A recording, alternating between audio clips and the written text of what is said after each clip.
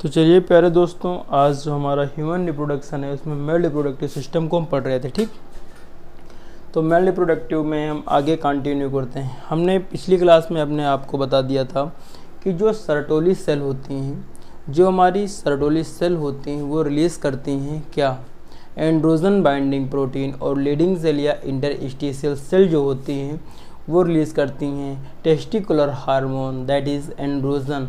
Androgen और हमारा androgen binding protein दोनों जर्मिनल एपिथेलियम या प्राइमोर्डियल जर्म सेल के ऊपर काम करके स्पर्मेटोजेनेसिस की प्रोसेस को इंड्यूस करती हैं। ठीक, और आज जो हमारा मेन टॉपिक है वो एसेसरी डक्ट के ऊपर, एसेसरी डक्ट को पढ़ने वाले हैं। और एसेसरी डक्ट में हमारी पहली डक्ट आती है एपिडिडाइमिस। कौन सी डक्ट? एपिडिडाइमिस।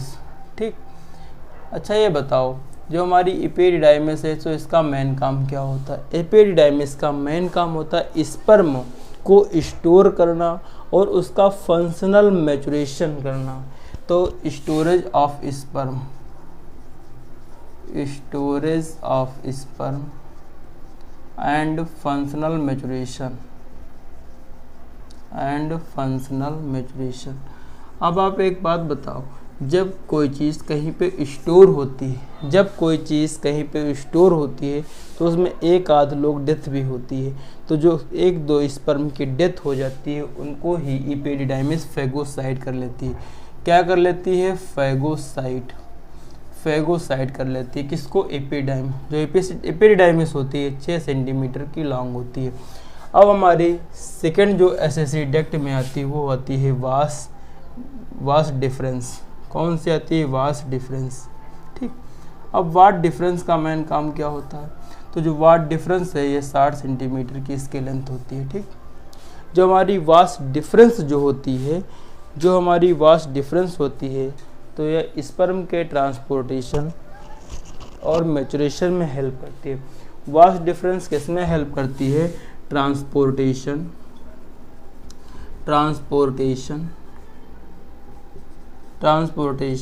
And maturation. ये भी मैचुरेशन में हमारी हेल्प करती है। ठीक, जब हम वैसेक्टोमी करते हैं यानी जब बधियाकरण करते हैं तो वास डिफरेंस को ही काटते हैं। अब 3 नंबर पे हमारा आती है यूरेथ्रा। मेल में यूरेथ्रा की जो लंबाई है वो 20 सेंटीमीटर की होती है। आप ये जान लो कि मेल की जो यूरेथ्रा होती इसी से यूरिन पास होती है और इसी से हमारा सीमेन पास होता है। ठीक, तो मेल में यूरिन और सीमेन दोनों एक ही यूरेथ्रा से पास होती हैं। तो इस प्रकार की यूरेथ्रा को यूरोजेनाइटल, कौन सी? यूरिनोजेनाइटल यूरेथ्रा कहते हैं। अब आप एक चीज़ ये जान लो कि जैसे कि ये हमारा पेनिस है, ये वाला हमारा पेनिस है, तो पेनिस की ये ओपनिंग होती है। तो opening of urethra at the penis is known as urethral meatus. Penis के ऊपर एक छोटा सा छेद होता है, वहाँ पे यूरेथ्रा ओपन होती है, तो उस वाले स्थान को कहा जाता है यूरेथ्रल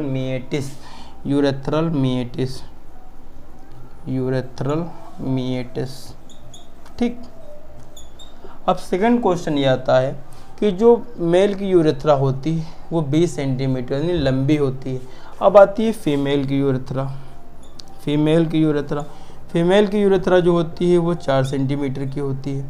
ठीक, जो हमारी फीमेल की यूरेथ्रा होती है वो 4 सेंटीमीटर की होती है। ठीक, तो इसमें यूरेथ्रा इसके कंपैरिजन में बहुत छोटी होती है, शॉर्ट लेंथ होती है।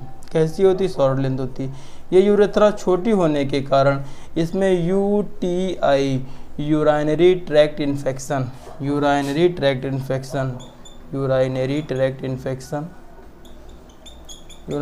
इन्फेक्शन बहुत कॉमन होता है। ठीक, आप ऐसे समझ लो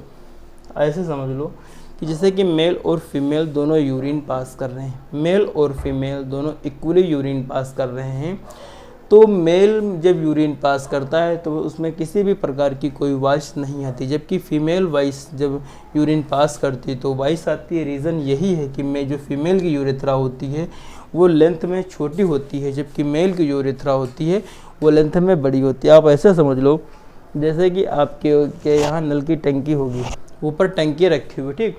अगर टंकी में आप लंबी पाइप जोड़ते हो तो वॉइस कम आती है, जबकि वहाँ पे छोटी सी पाइप जोड़ते हो तो वहाँ पे वॉइस ज़्यादा आती है, ठीक। तो फीमेल की यूरेथ्रा छोटे होने के कारण इसमें यूरिनरी ट्रैक्ट इन्फेक्शन बहुत कॉमन होता है, बहुत कॉमन होता है, ठीक। आप इतना कॉपी कर लो, आप इतना कॉपी कर लो। ये जो हमारी एसेसरी डक्ट है, अब हम इसके आगे पढ़ाने वाले हैं, कॉपी कर चुके होंगे। अब हम इसके आगे पढ़ाने वाले हैं आपको एसेसरी ग्लैंड्स के बारे में। एसेसरी ग्लैंड क्या होती हैं? तो एसेसरी ग्लैंड हमारी होती हैं जैसे कि सेमाइनल वेसाइकल, प्रोस्टेट ग्लैंड और हमारी प्रोस्टेट ग्लैंड, सेमाइनल वेसाइकल और बल्बो यूरेथ्रल ग्लैंड, ठीक। हमने पेनिस की टीएस काटी थी। आप ऐसे समझो ये वाला हमारा पेनिस, हम आप पेनिस को फिर से बना रहे हैं बेटा, फिर से बना रहे हैं पेनिस को, ठीक। आप हमारे साथ में डायग्राम बनाते चलिएगा, ठीक। ये आपको रिवीजन कराया जा रहा है, ठीक। ये वाला हमारा है ग्लैंड पेनिस, कौन सा रीजन है? ये वाला हमारा ग्लैंड पेनिस है, ठीक। ये वाली यहाँ पे हमारी बल्बो यूरेथ्रल ग्लैंड है, और जो ये वाला है ये वाली है हमारी प्रोस्टेट ग्लैंड, ठीक। ऐसे समझो इसको कहा जाता है सेमाइनल वेसाइकल, सेमाइनल वेसाइकल, ठीक। एक इधर है इधर है, तो दो हैं तो इसे कहते हैं वन पेयर, ठीक। ये वाली जो ग्लैंड है इसे कहते हैं बल्बो यूरेथ्रल ग्लैंड। कौन सी gland? Bulbo urethral gland. Urethra के चारों ओर है, इसीलिए यूरेथ्रा का बल्बो यूरेथ्रल ग्लैंड, ठीक। अब ये वाली जो ग्लैंड है ये वाली इसे कहते हैं प्रोस्टेट ग्लैंड, प्रोस्टेट ग्लैंड। जो प्रोस्टेट ग्लैंड होती है ये सिंगल होती है। आप ऐसे समझ लो कि हमारा ये वाला पेनिस है, ये वाला हमारा पेनिस है, हमने इसको ऐसे काटा है। अगर जो दो हैं तो दो दिखेंगी, एक है तो एक दिखेगी। तो जो ये हमारा प्रोस्टेट ग्लैंड है ये हमारी एक होती है। आप ऐसे समझ लो ये हमारी यूरेथ्रा के चारों ओर होती है। जो हमारे ओल्ड एज के पर्सन होते हैं, जो बूढ़े व्यक्ति होते हैं, ठीक। तो जो मैक्ट्यूरेशन यानी यूरिन को पास करते समय उनमें टाइम लगता है। रीज़न यही होता है कि जो हमारी प्रोस्टेट ग्लैंड होती है इसमें इन्फ्लामेशन हो जाता है। इन्फ्लामेशन का मतलब इसमें सूजन आ जाती है। जब इसमें सूजन आ जाएगी, जैसे कि मान लो ये वाली पाइप है और पाइप के चारों ओर ये वाली पाइप है और इसके चारों ओर हमारे प्रोस्टेट ग्लैंड, जब इसमें इन्फ्लामेशन आएगा तो इसका जो ये वाला मार्ग है ये कम होता जाएगा।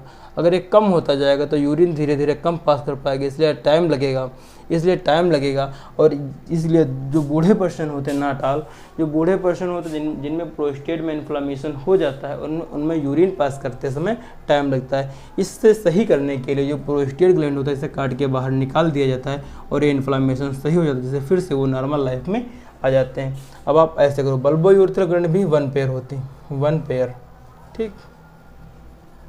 ये वाला रीजन ग्लैंड पेनिस होता है। कौन सा penis? Gland penis, gland penis. इतना लिखो फिर से, आप एक बार फिर से ट्राई करो, फिर से लिखो फ्लाक से। जो हमारा सेमाइनल वेसाइकल होता है, ठीक। तो ये जिसका जो सिक्रेशन होता है वो 60 से 70% होता है, 60 से 70% होता है, ठीक। ये क्या क्या सिक्रेशन करता है? तो नंबर 1 पे ये सिक्रेट करता है फ्रक्टोज। फ्रक्टोज का काम क्या होता है? जब स्पर्म रिलीज होते हैं, जब स्पर्म बाहर निकलते हैं तो उसको न्यूट्रिशन देने का काम सेमाइनल वेसाइकल करता है। नंबर 2 पे होता है फाइब्रिनोजिन,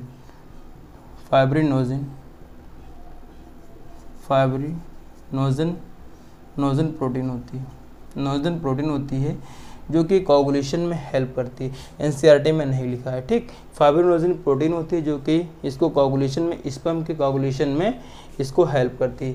फिर बात आती है प्रोस्टेट ग्लैंड। प्रोस्टेट ग्लैंड जो प्रोस्टेट ग्लैंड होती है ये, ठीक। तो ये स्लाइटली एल्कलाइन नेचर का पीएच इसका होता है। लेकिन जो हमारी बल्बो यूरेथ्रल ग्लैंड होती है एक ऐसा सिक्रेशन करती है जैसे कि जो ये पूरी यूरेथ्रा होती है, जो ये पूरी यूरेथ्रा होती है, इसका जो भी पहले पीएच रहा हो न्यूट्रल कर देती है, इसका जो भी पीएच रहा हो वो न्यूट्रल कर देती है, जिससे कि स्पर्म आसानी से फ्लो कर सके, जिससे कि स्पर्म आसानी से फ्लो कर सके।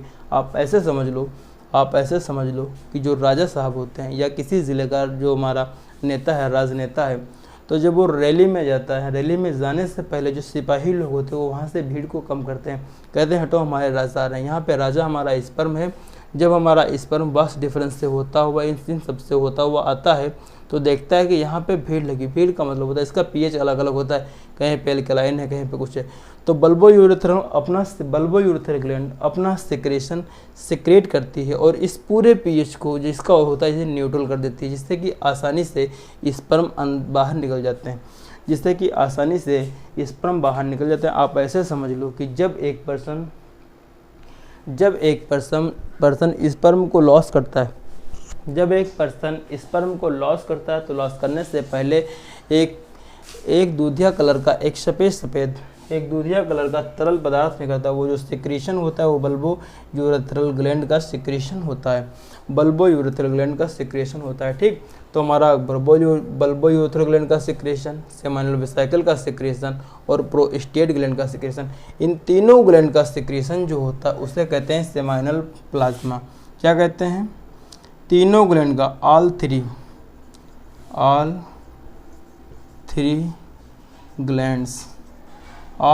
ग्लैंड, इन तीनों ग्लैंड का जो सिक्रीशन होता है वो मिलके बनाता है सेमाइनल प्लाज्मा। क्या मिलके बनाता है? Seminal plasma. ठीक, हमने अभी इसको स्पर्म नहीं बोला, सेमाइनल प्लाज्मा। ठीक, जो स्पर्म जो होता है वो हमारा टेस्टिस में बनते हैं। ठीक, टेस्टिस में बनते हैं,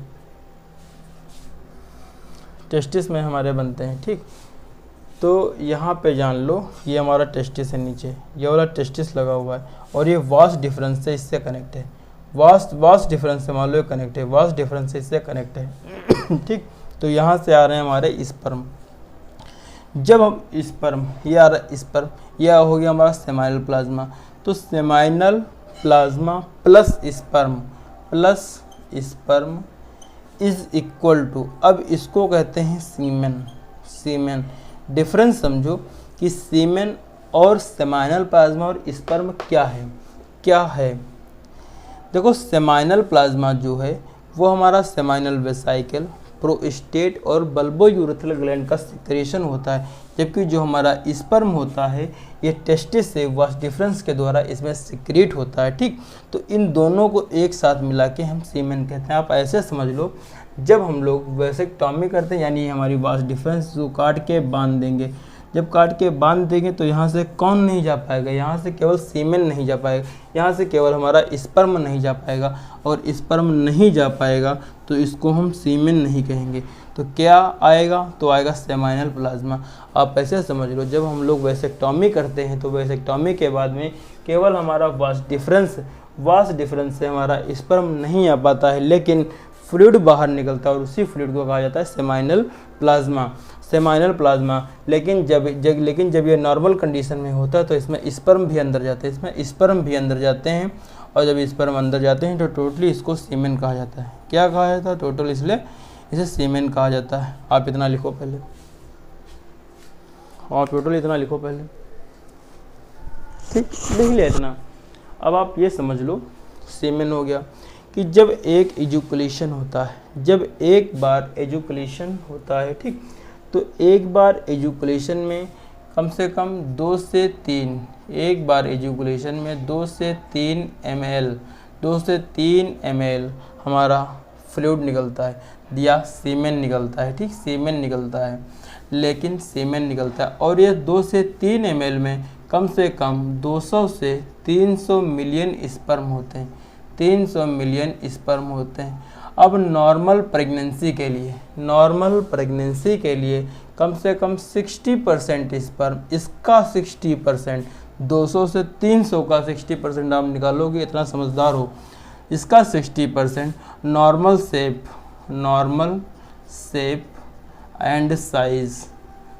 एंड साइज के स्पर्म होने चाहिए, ठीक। जबकि 40% स्पर्म ऐसे होने चाहिए जो विगरस स्पीड के हों, जो विगरस स्पीड के हों, यानी कि जिनका स्पीड बहुत तेज़ होनी चाहिए। जब इतनी कंडीशन फुलफ़िल होगी तभी एक नॉर्मल प्रेगनेंसी हो सकती है। प्रेगनेंसी तब होगी जब मेल गेमिट फीमेल गेमिट से मिलेगा। एक इजैकुलेशन में 2 से 3 ml स्पर्म निकलते हैं। अब बात यह आती है कि जो हमारा सीमेन होता है उसमें क्या क्या होता है।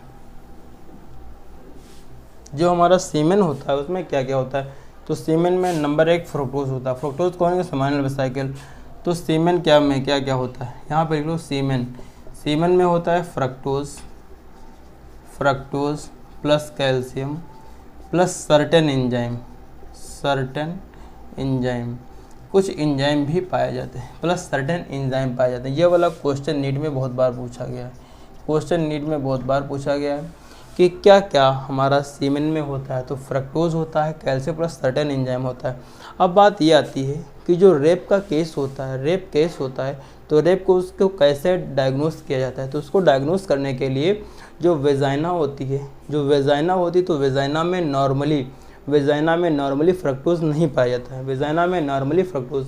जाता है, लेकिन रेप के दौरान या रेप होता है तब जब इसमें स्पर्म इंटर करते हैं तो इंटर करने के साथ में फ्रक्टोज भी पहुंच जाता है। तो अगर वेजाइना में फ्रक्टोज का पाया जाना, वेजाइना के अंदर फ्रक्टोज का पाया जाना यह इंडिकेट करता है कि उसका सेक्स हुआ है। और अगर सेक्स हुआ है तो बेटा, अगर उसका सेक्स हुआ तो यानी कि उसका रेप हुआ है, ठीक, रेप हुआ है। अगर रेप हुआ है, ठीक, तो इससे जान जाता है। लेकिन उसमें हम लोग डीएनए फिंगरप्रिंटिंग भी कराते हैं, हम लोग स्पर्म के डीएनए को भी निकाल के पता कर लेते हैं उसका कौन दोषी है, ठीक। नॉर्मली वेजाइना के अंदर फ्रक्टोज नहीं पाया जाता है।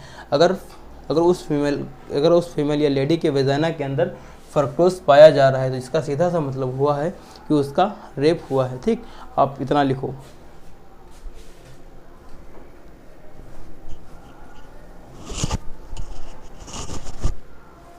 एक मेन क्वेश्चन यहाँ पे इतना ये आता है, एक मेन क्वेश्चन जो कि बहुत इम्पोर्टेंट क्वेश्चन है, नीट या बोर्ड एग्ज़ाम में भी बहुत बार आया है। वो क्वेश्चन ऐसा है कि स्पर्म का फ्लो कैसे होता है, स्पर्म का जो फ्लो है वह कैसे होता है। हाँ, बहुत ही इम्पोर्टेंट है कि जो स्पर्म है उसका फ्लो कैसा होता है, स्पर्म का जो फ्लो है वो कैसा होता है। तो अब नीट में क्वेश्चन ये आता है कि फ्लो ऑफ स्पर्म, यानी स्पर्म टेस्टिस में बनने के बाद में उनका रास्ता क्या होता है बाहर निकलने का। तो आप ऐसा निकलो, यहाँ पे जो नीट में क्वेश्चन है बेटा ये बहुत बार आया है, नीट या बोर्ड एग्ज़ाम में भी बहुत बार आया। आप ऐसे समझ लो, सबसे पहले हमारे स्पर्म कहाँ बनते हैं, सेमनीफेरस ट्यूब्यूल्स में बनते हैं, सेमनीफेरस ट्यूब्यूल, ठीक। सेमनीफेरस ट्यूब्यूल के बाद में स्पर्म कहाँ जाते हैं, रेटे टेस्टिस में जाते हैं। रेटे टेस्टिस के बाद में जाते हैं वास डिफरेंशिया में। वास डिफरेंशिया संख्या में कितनी होती हैं, 10 से 12 होती हैं। वास डिफरेंशिया में जाते हैं और वास डिफरेंशिया से हमारे जाते हैं एपिडिडाइमिस में। कहाँ जाते हैं, एपिडिडाइमिस में, एपिडिडाइमिस में जाते हैं, ठीक। एपिडिडाइमिस में बाद में जाते हैं वास डिफरेंस में। कहाँ जाते हैं, वास डिफरेंस में। वास डिफरेंस ही वो स्थान है जिसे वेसेक्टोमी में हम लोग काटते हैं। वास डिफरेंस के बाद में जाते हैं हमारे इजैकुलेटरी डक्ट में, और इजैकुलेटरी डक्ट के बाद में हमारे स्पर्म जाते हैं यूरेथ्रा में, और यूरेथ्रा के बाद में हमारे स्पर्म जाते हैं यूरेथ्रल मिएटिस में। यूरेथ्रल मिएटिस वो पॉइंट जहाँ पे यूरेथ्रा ओपन होती है, यूरेथ्रल मिएटिस, ठीक। ये पूरा का पूरा इन बॉक्स में बंद कर लेना, ना ज़्यादा कम से कम 10 क्वेश्चन नीट और बोर्ड मिला के पूछे गए हैं, ठीक। क्वेश्चन ये आता है कि स्पर्म के फ्लो बताइए, स्पर्म के घर का रास्ता क्या है, घर से कैसे वो स्पर्म बाहर आता है। तो आप ऐसे समझ लो, सेमनीफेरस ट्यूब्यूल से निकलेगा, आएगा रेटे टेस्टिस में, रेटे टेस्टिस से निकलेगा वास डिफरेंशिया में आएगा, वास डिफरेंशिया से हमारा एपिडिडाइमिस में आएगा, यहाँ स्टोर रहेगा, देन वास डिफरेंस में जाएगा, then ejaculatory duct, then urethra, और यूरेथ्रा के बाद में यूरेथ्रल मिएटिस के दौरान स्पर्म जो हमारा बाहर आ जाता है। एक मेन इंपॉर्टेंट क्वेश्चन ये आता है कि नीट ही का क्वेश्चन पूछा गया है कि अगर हम वास इफ्रेंसिया को ब्लॉक कर दें, अगर हम वास इफ्रेंसिया को ब्लॉक कर दें, ऐसे इसको ब्लॉक कर दें, ठीक, तो स्पर्म कहाँ नहीं जा पाएंगे। तो जो हमारा स्पर्म है वह रेटे टेस्टिस से एपिडाइमिस में नहीं आ पाएगा, नहीं आ पाएगा। ये समझो, अगर हम तुम्हारे घर का रास्ता बंद कर दें, तुम्हारे घर में नहीं घुस पाएंगे। तो सीधी सी बात है कि अगर हम लोग वास इफ्रेंसिया को बंद कर देते हैं तो हमारा स्पर्म एपिडाइमिस में नहीं आ पाता है। और यदि हम वास डिफरेंस को बंद कर देते हैं तो जो हमारा स्पर्म वो इजैकुलेटरी डक्ट में नहीं जा पाएगा। मतलब आप किसी भी रास्ते को बंद कर दोगे तो स्पर्म आगे फ्लो नहीं कर पाएगा, ठीक। आप ऐसे समझ लो स्पर्म के फ्लो का कैसे होता है। तो नंबर 1 पे होता है स्पर्म या सेमेन, नंबर 1 पे होता है सेमनीफेरस ट्यूब्यूल, सेमनीफेरस ट्यूब्यूल्स के बाद में रेटे टेस्टिस, रेटे टेस्टिस के बाद में वास इफ्रेंसिया, और वास इफ्रेंसिया के बाद में एपिडाइमिस, और एपिडाइमिस के बाद में हमारा आता है वास डिफरेंस, और वास डिफरेंस के बाद में आएगा इजैकुलेटरी डक्ट, उसके बाद में यूरेथ्रा, और यूरेथ्रा के बाद में यूरेथ्रल मिएटिस, यूरेथ्रल मिएटिस के बाद में जो हमारा स्पर्म होता है वो बाहर आ जाता है, जो हमारा स्पर्म होता है वो हमारा बाहर आ जाता है, ठीक। अब हम लोग पढ़ने वाले हैं regulation of erection, regulation of erection and regulation of erection and ejaculation of penis, ठीक। इजैकुलेशन ऑफ पेनिस, इसको पढ़ने से पहले हम आपको बता देते हैं जो हमारा पेनिस होता है, जो हमारा पेनिस होता है, ठीक, जो हमारा बेटा पेनिस होता है तो उसमें वो 2 प्रकार के टिश्यू से मिलके बना होता है। कितने प्रकार के टिश्यू से मिलके बना होता है? 2 प्रकार के टिश्यू से मिलके बना होता है, ठीक। नंबर 1 पे होता है कार्पस स्पोंजियोसोम और नंबर 2 पे होता है कार्पस कैवर्नोसोम, ठीक। हमने पेनिस लिया, पहले पेनिस को हमने ऐसे काटा था, अब पेनिस को ऐसे काटेंगे। एक बात और समझ लो, काटने की बात आ गई है, जो हमारा ग्लैंड पेनिस होता है, ये वाला रीजन है ग्लैंड पेनिस, तो इसके चारों ओर ऐसी स्किन पाई जाती है, ऐसे स्किन पाई जाती है, ठीक। मुस्लिम रीजन के अनुसार ये वही वाली स्किन होती है जिसको बाहर काट दिया जाता है, निकाल दिया जाता है, तो इसको कहा जाता है फॉर स्किन, ठीक। ये वही स्किन होती है जिसे बाहर निकाल दिया जाता है, तो फॉर स्किन होती है, ठीक। तो अब हम टेस्टिस को स्पर्म पेनिस को ऐसे काटेंगे और काटने के बाद में देखेंगे इनमें कौन से प्रकार के हमारे वो पाए जाते हैं। क्या पाए जाते हैं? टिश्यू। तो आप ऐसे गोल गोल जब काटोगे तो गोल ही गोल दिखेगा, ठीक, गोल गोल दिखेगा। डायग्राम बेटा साथ में बनाया करो, ज़्यादा समझ आएगी। ये हमारा डोर्सल साइड है, कौन सा साइड है? डोर्सल। ये वाला कौन सा साइड है? हमारा वेंट्रल साइड है, ठीक। जो हमारे ये 2 वाले हैं, ये 2 हमारे होते हैं कार्पस कैवर्नोसा या कार्पस कैवर्नोसा, ठीक, कार्पस कैवर्नोसा। यहाँ पे लिख लो कार्पस कैवर्नोसा, ठीक। ये दोनों इरेक्टाइल टिश्यू होते हैं, ये होते हैं 1 पेयर, देखो संख्या में 2 दिख रहे हैं तो इसे कहते हैं 1 पेयर, ठीक। ये वाला हमारा होता है कार्पस स्पोंजियोसोम, कार्पस स्पोंजियोसोम, ये जो होता है यही बनाता है ग्लैंड पेनिस, ये वाला रीजन ग्लैंड पेनिस, ठीक। आप ऐसे समझ लो जो हमारी और ये सिंगल होता है, एक दिख रहा है सिंगल होता है, जैसे कि ये हमारी यूरेथ्रा है, ये वाली यूरेथ्रा है, और ये इसके चारों ओर ये जो हमारी मुट्ठी दिख रही है ये वाली इसके चारों ओर ये हमारा है कार्पस स्पोंजियोसोम, ठीक। और ये बीच में यूरेथ्रा निकली हुई है, ठीक। इसी प्रकार से ये देख लो, ये हमारा चारों तरफ इसके कार्पस स्पोंजियोसोम है, देन इसके अंदर यूरेथ्रा है, इस वाले रीजन को यूरेथ्रा कहते हैं, यूरेथ्रा, ठीक। ये हो गया। अब इसके बाद हम पढ़ेंगे रेगुलेशन ऑफ पेनिस वाला, ठीक। समझ आ गया होगा तो साथ साथ में लिखते चलो, समझ आ रहा है तो साथ साथ में लिखते चलो, ठीक।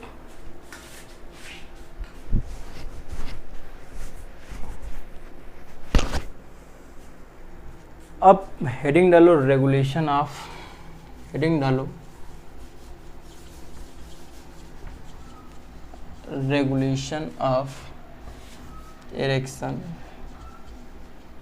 Erection and ejaculation, erection and ejaculation. आप हेडिंग डालो देन इसके आगे कंटिन्यू करते हैं। आप हेडिंग डालो फ्लक्ट से देन इसके आगे बेटा कंटिन्यू करते हैं। तो regulation of erection and ejaculation, ठीक। तो ये साधु कहते हैं ना, सारी की सारी सोच आपके ब्रेन पे डिपेंड करती है। तो ब्रेन का ही एक पार्ट है जिसका नाम है CNS, central nervous system. Central nervous system हमारा वर्क करता है PNS पे, पेरीफेरल नर्वस सिस्टम, ठीक, पेरीफेरल नर्वस सिस्टम। और जो हमारा PNS है, PNS वर्क करता है ANS पर, ऑटोनॉमिक न्यूरल सिस्टम। इसके बेटा होते हैं दो पार्ट, इसके होते हैं दो पार्ट। एक होता है parasympathetic nervous system,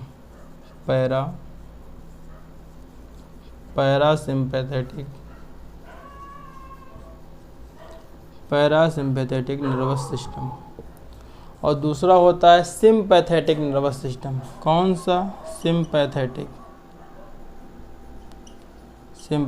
nervous system. तो जो हमारा पैरासिम्पैथेटिक नर्वस सिस्टम होता है, जो हमारा पैरासिम्पैथेटिक नर्वस सिस्टम होता है, ठीक, पैरासिम्पैथेटिक नर्वस सिस्टम होता है तो रिलैक्सेशन ऑफ स्मूथ मसल, जो स्मूथ मसल होती हैं उनको कराता है रिलैक्सेशन, यानी उनको रिलैक्स कराता है। कौन सी? स्मूथ मसल को, रिलैक्सेशन ऑफ स्मूथ मसल। और जब स्मूथ मसल रिलैक्स करते हैं, जैसे कि ये हमारा पेनिस है, मान लो ये हमारा पेनिस है, ठीक, और जब ये करेगा रिलैक्स, ये रिलैक्स करे और रिलैक्स करने के बाद में ये ऐसा बन जाएगा। तो रिलैक्सेशन ऑफ स्मूथ मसल, जब स्मूथ मसल को रिलैक्सेशन होगा तो पेनिस के अंदर, पेनिस की मसल के अंदर, पेनिस में नाइट्रिक ऑक्साइड का लेवल बढ़ जाएगा। और जब नाइट्रिक ऑक्साइड का लेवल बढ़ जाएगा तो इसमें ब्लड साइनस बनेंगे। तो इन ब्लड साइनस का डायलेशन हो जाएगा, डायलेशन ऑफ ब्लड साइनस।